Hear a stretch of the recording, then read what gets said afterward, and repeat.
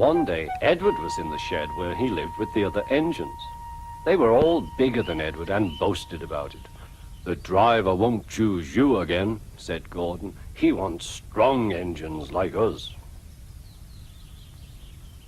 But the driver and fireman felt sorry for Edward. "Would you like to come out today?" "Oh, yes, please," said Edward. So they lit his fire, made lots of steam, and Edward puffed away. The other engines were very cross at being left behind.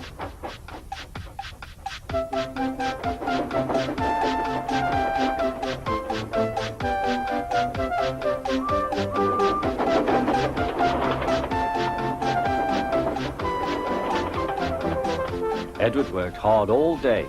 The coaches thought he was very kind, and the driver was very pleased.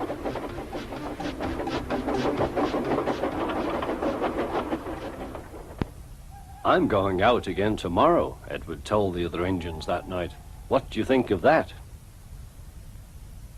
But he didn't hear what they thought, for he was so tired and happy that he fell asleep at once.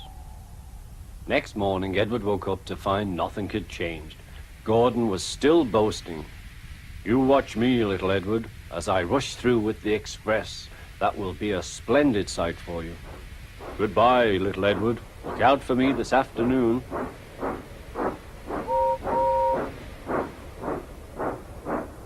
Edward went off to do some shunting. Edward liked shunting. It was fun playing with trucks. He would come up quietly and give them a push. Then he would stop and the silly trucks would go bump into each other. "Oh!" they cried. "Whatever is happening?"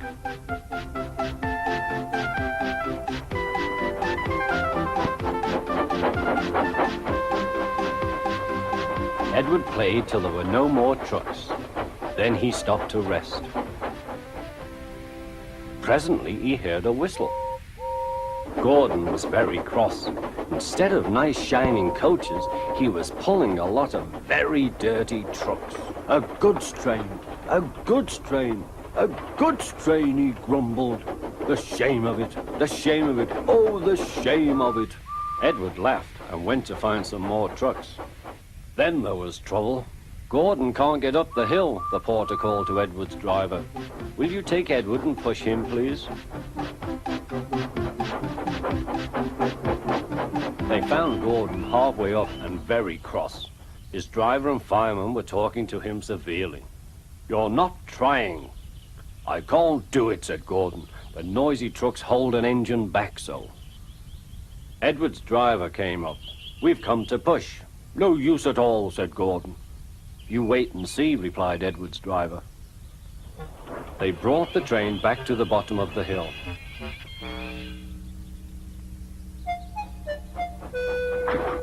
"I'm ready," said Edward. "No good," grumbled Gordon. They pulled and pushed as hard as they could.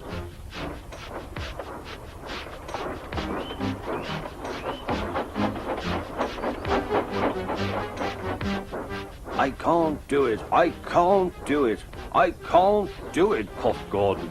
"I will do it, I will do it, I will do it," puffed Edward.